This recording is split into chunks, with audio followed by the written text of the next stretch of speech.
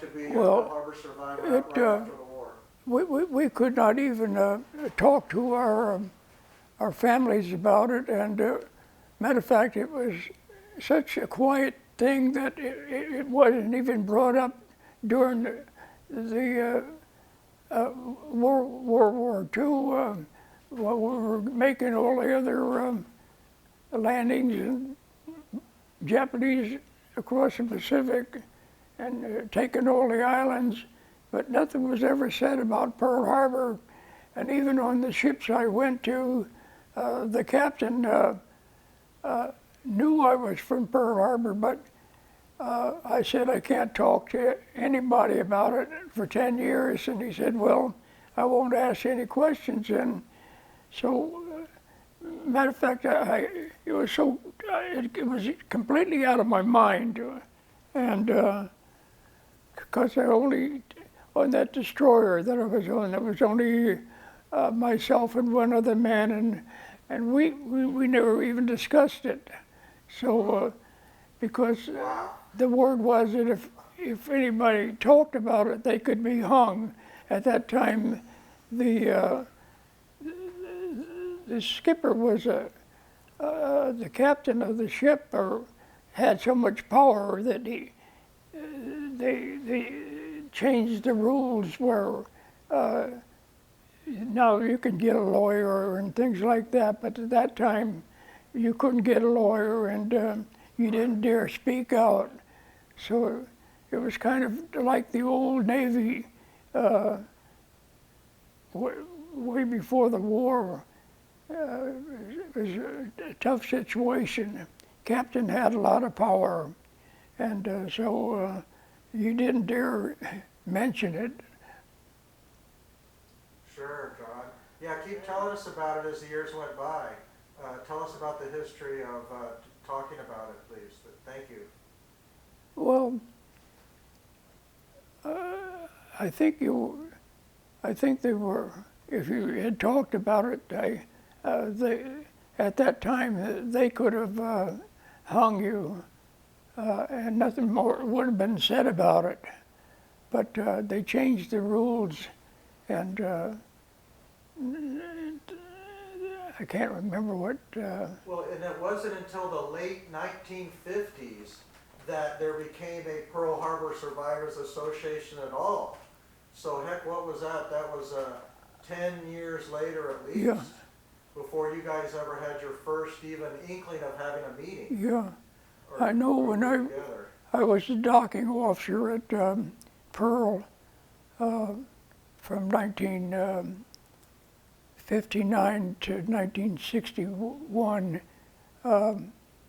That's when we were thinking about building a monument over the Arizona. I was a deep sea diver in the Navy, and I was a docking officer there. So we had to. They wanted to put these big steel beams down around the Arizona so they could build a monument over there. So when they came out with this big pile driver, and I had to go down below and make sure that when they drove these beams down, that there was a 12-inch distance between the ship and the beam before they put a bit down. And they piled these big I-beams. They were about 12 inches wide, and I think they were about 50 foot long, and they drive them in the ground, and if they didn't hit bottom, they had to add another one on and just keep driving them down. So they had all of them were sticking about 6 feet out of the water, and that's what they built the monument on. You can still see when I was there 2 years ago, you could look over the side, you can look down there, you can still see the ship down there. And oil is still coming up from it, little drops of it.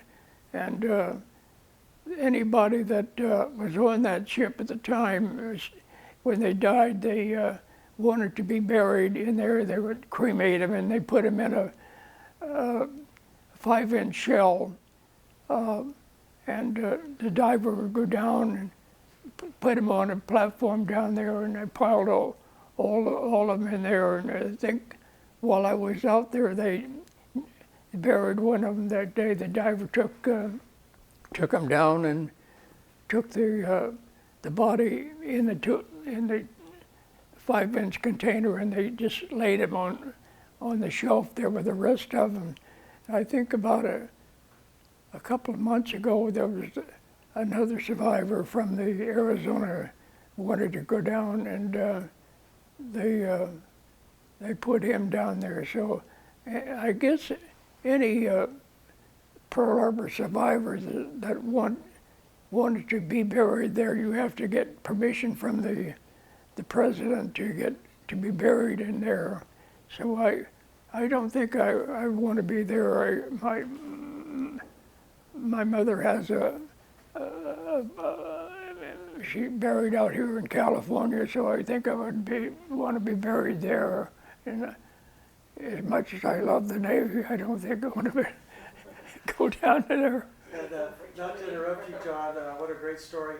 But we actually know a survivor from the Utah who was cut out of the Utah. I know you cut some people out. He was the guy who they cut out of the Utah. He says he does not want to go back into the Utah when he dies. That was it for him. So that's two of you that do not want to go back. Bless your hearts.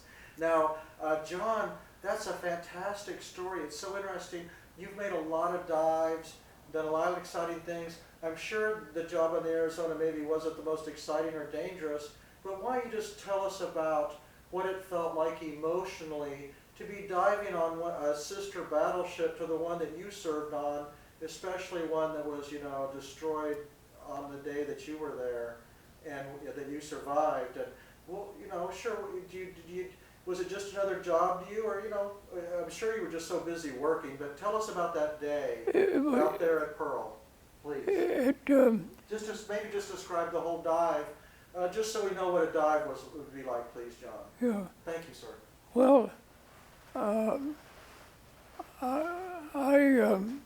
I just felt that we wanted to preserve the story of the sinking of the Arizona, and it was just a job that had to be done, and I was in a position to be there and. To be a deep sea diver, that they asked me to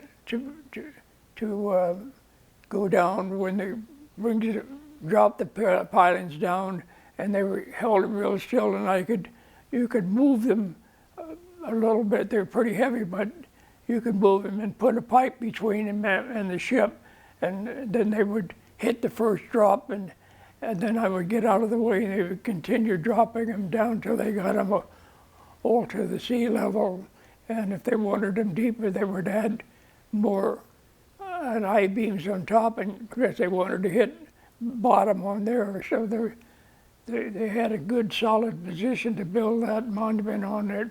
Matter of fact, I think it was about a month ago, there was a hospital ship that came in, and they knocked the landing platform off. And they had to rebuild that for about a month. There was nobody aboard, no visitors, because that hospital ship knocked the platform off. But they didn't have to have a diver. The beams were still there. They just continued to build a new one right there. So the people are still coming every year. Matter of fact, there seem to be more people than ever coming to see that, and I think that's quite an honor to have that there, and I'm glad that I played a part in doing that. I think any diver could have done that, but I just happened to be stationed there at the time, and they asked me to do the diving, and I was glad to do that. But first, I have some pictures there that I visited, and it was quite a nice feeling to be aboard, because I wasn't there when they were building the platform until I went 2 years ago. That was the first time I actually went aboard and see what it was like. And my Betty, my wife, and my children were with me, so it really was quite an honor to be there.